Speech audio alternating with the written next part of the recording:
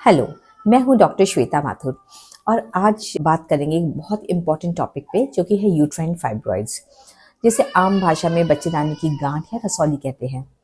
लेकिन इसके बारे में लोगों को बहुत कम इन्फॉर्मेशन होती है, तो आज इसको डिटेल में समझते हैं।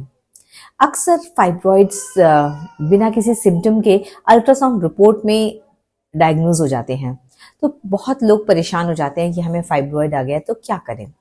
तो पहले समझते हैं कि फाइब्रॉइड क्या होता है। स्मूथ मसल सेल से उसकी एक गांठ होती है जो कि जनरली कैंसरस नहीं होती है। ये बढ़ती रहती है टाइम के साथ, धीरे धीरे एक स्लो ग्रोइंग ट्यूमर की तरह होती है, लेकिन कैंसर की तरह फैलती नहीं है। इसका आकार छोटे से मटर के दाने से लेके एक बड़े तरबूज के साइज तक का हो सकता है। जब इसकी लोकेशन ऐसी होती है या इसका साइज बहुत बढ़ जाता है तो ये सिम्टोमेटिक हो जाती है। फीमेल सेक्स हार्मोन्स होते हैं ईस्ट्रोजन, प्रोजेस्टेरॉन, इसकी ग्रोथ को बढ़ाते हैं। तो मेनोपॉज के बाद जब ओवरीज हार्मोन्स नहीं बनाती हैं तो फाइब्रॉइड श्रिंक होने लगते हैं और इसकी ग्रोथ खत्म हो जाती है। दूसरा कॉज है जेनेटिक। अगर आपकी मदर या सिस्टर को फाइब्रॉइड्स हैं तो आपको भी चांसेस होते हैं कि आपको भी फाइब्रॉइड्स हो सकते हैं। तीसरा है कि वेट बहुत ज्यादा होना। तो इसके लक्षण क्या होते हैं कि यूट्रस की 3 लेयर्स होती हैं। एक अंदर की लेयर होती है एंडोमेट्रियम, जहाँ पे हर महीने लाइनिंग ग्रो होती है और झड़ जाती है। दूसरी लेयर होती है मसल्स की, जिसको हम कहते हैं मायोमेट्रियम, और बाहर की जो लेयर होती है वो सिरोजल कवर होता है।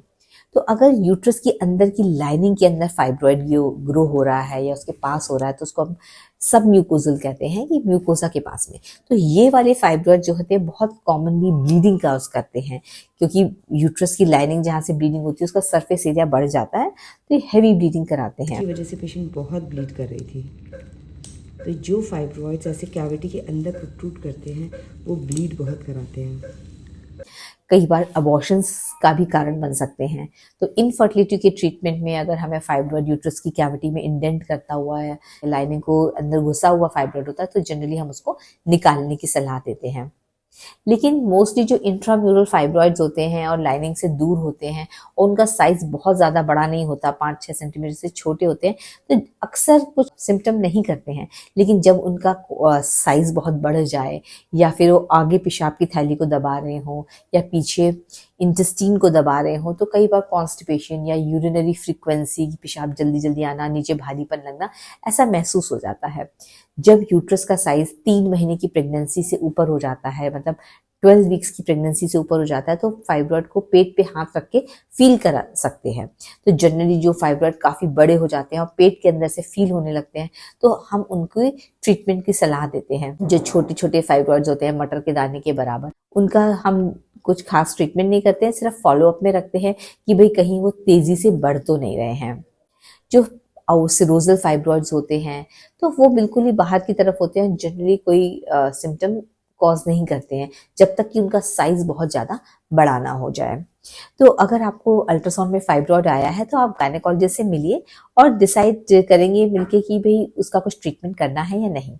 कुछ तो फाइब्रॉइड्स पेन करते हैं पीरियड्स के टाइम या हेवी ब्लीडिंग करते हैं, तो उसके लिए हम सिम्टोमेटिक मैनेजमेंट के लिए दवाई दे देते हैं, जिससे कि पीरियड्स के टाइम ब्लीडिंग या पेन थोड़ा कम हो जाए। अगर पेरीमेनोपॉजल एज के आसपास अगर फाइब्रॉइड बड़े साइज का है या सिम्टोमेटिक है, तो हम कुछ दवाइयाँ भी देते हैं जिससे कि पीरियड भी कम हो जाते हैं और फाइब्रॉइड्स थोड़ा श्रिंक भी हो सकते हैं। इनको बहुत लंबे समय तक नहीं दे सकते, लेकिन कुछ टाइम के लिए इसको दे सकते हैं और फाइब्रॉइड को थोड़ा श्रिंक करा सकते हैं।